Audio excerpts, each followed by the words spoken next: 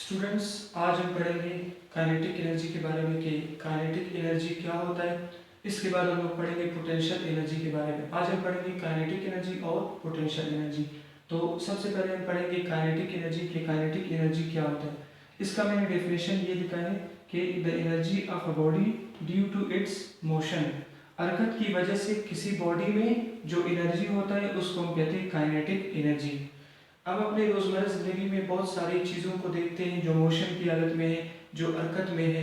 ठीक है, तो जितने बॉडीज़ जो हरकत में है या मोशन में है उनके पास एक एनर्जी होता है और उस एनर्जी को हम कहते हैं काइनेटिक एनर्जी।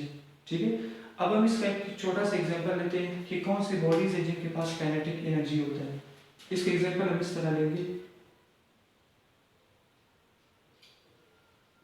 एग्जांपल, अगर हमारे पास एक बॉल है उसको मैं थ्रो करता हूँ। ठीक है, अब बॉल,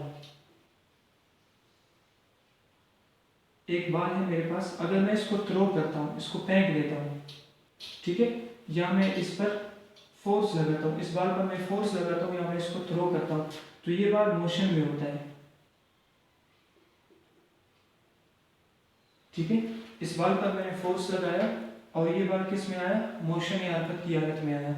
अब इस बॉल के पास एक एनर्जी होता है, क्योंकि ये बॉल मोशन की हालत में है तो इसके पास एक एनर्जी होता है, और इस बॉल के पास जो एनर्जी होता है उस एनर्जी को हम क्या कहते हैं, काइनेटिक एनर्जी।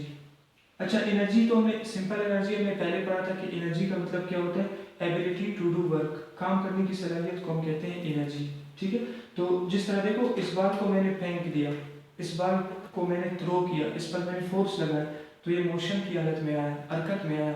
अब इस बॉल के पास कौन सी एनर्जी है, काइनेटिक एनर्जी। अब इस बॉल में काम करने की सलाहियत आया तो हम कहते हैं इस बॉल के पास काइनेटिक एनर्जी है। ठीक है, उसके बाद जो कार चलते हैं, गाड़ी चलते हैं, ठीक है, रोड पर जो कार चलते हैं या गाड़ी चलते हैं, ठीक है। अब अगर कोई गाड़ी मूव कर रहा है, अगर कोई गाड़ी मोशन की हालत में है, तो उस गाड़ी के पास या उस कार के पास भी एक एनर्जी होती है और इस एनर्जी को हम कहते हैं काइनेटिक एनर्जी। जितने भी बॉडीज जो मोशन की हालत में होते हैं, हरकत में होते हैं, ठीक है, जो बॉडीज मोशन या हरकत की हालत में होते हैं, तो उनके पास काम करने की एक सलाहियत आ जाती है, तो हम कहते हैं उनके पास काइनेटिक एनर्जी होता है। ठीक है, तो इसके बहुत सारे एग्जांपल है। जिस तरह पानी ऊपर से गिरता है, वाटर जब ऊपर से गिरता है तो उसके पास भी काइनेटिक एनर्जी होता है। गाड़ी जो चलते हैं उनके पास काइनेटिक एनर्जी होता है। जो गन से बुलेट निकलता है उसके पास भी काइनेटिक एनर्जी होता है। हम अपनी रोजमर्रा जिंदगी में बहुत सारे ऐसे ऑब्जेक्ट्स को देखते हैं जिनके पास काइनेटिक एनर्जी होता है। ठीक है, तो अब इसका एक छोटा सा फार्मूला लिखते हैं काइनेटिक एनर्जी का।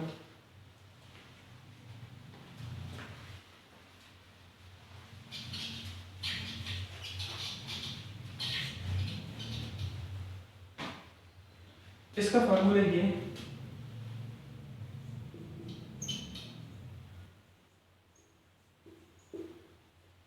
काइनेटिक एनर्जी का फार्मूला ये होता है, काइनेटिक एनर्जी को हम शो करते हैं के डॉट ई से, के डॉट ई से, और इसका फार्मूला होता है 1/2 mv²। ठीक है, काइनेटिक एनर्जी का फार्मूला क्या है, 1/2, या इसको हम हाफ भी कहते हैं, 1/2 mv²। यहाँ पर m का मतलब होता है मास, ठीक है, और ये जो v है, v का मतलब होता है वेलोसिटी। ठीक है, m का मतलब क्या होता है, m का मतलब उस बॉडी का मास, और v का मतलब उस बॉडी की वेलोसिटी। ठीक है, क्योंकि देखो, अगर हम एक बॉल की बात करेंगे, अगर ये मेरे पास एक बॉल है,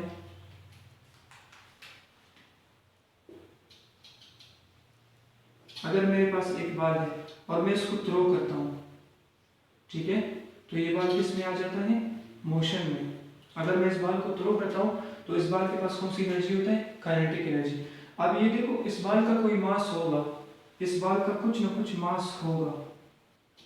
ठीक है, हम फर्ज करते हैं इसका मास 50 ग्राम, 50 ग्राम। ठीक है, तो जो बॉडी जिस बॉडी के पास काइनेटिक एनर्जी होता है उस बॉडी का एक मास भी होता है। ठीक है, उसका कुछ मास भी होता है, वो कम भी हो सकता है, ज्यादा भी हो सकता है।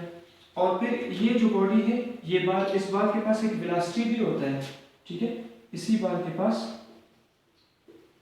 एक वेलोसिटी भी होता है, एक रफ्तार भी होता है, ठीक है। तो जिस बॉडी के पास काइनेटिक एनर्जी होता है उस बॉडी के पास मास भी होता है, वो मास कम या ज़्यादा भी हो सकता है, और उस बॉडी के पास वेलोसिटी भी होता है, मतलब वो कितनी तेज़ी से जाता है, कितनी रफ्तार से वो जाता है, ठीक है। तो इस जो जिस बॉडी के पास यहाँ पर जिस बॉडी के पास काइनेटिक एनर्जी है तो उसका मास भी होता है और उसका वेलोसिटी भी होता है। अब यहाँ पर इस फार्मूले से हमें ये पता चलता है, अभी हम इस फार्मूले को देखेंगे।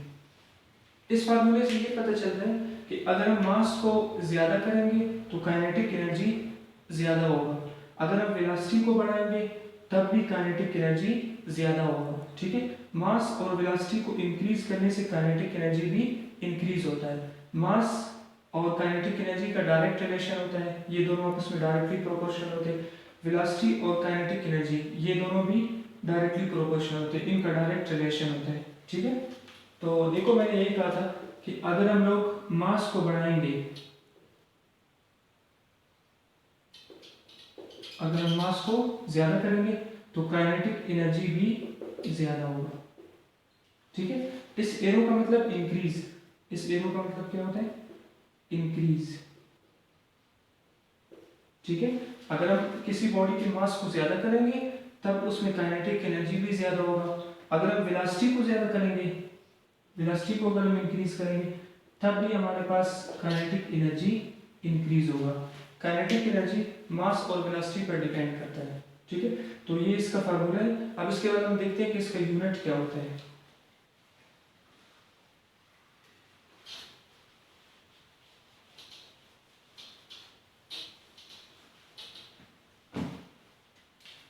ऐसा ही यूनिट ऑफ काइनेटिक एनर्जी,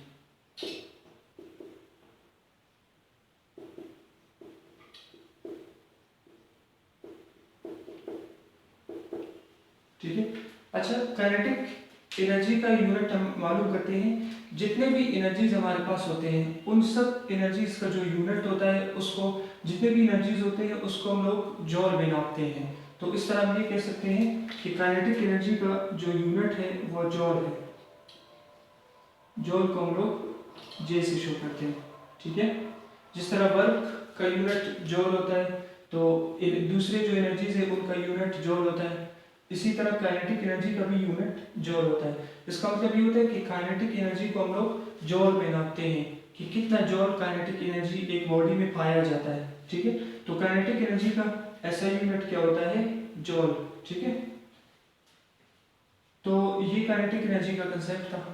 अगर आपको समझ आए तो कमेंट करें और मेरे चैनल को सब्सक्राइब करें। तो इसके बाद इंशाल्लाह हम पोटेंशियल एनर्जी को देखते हैं।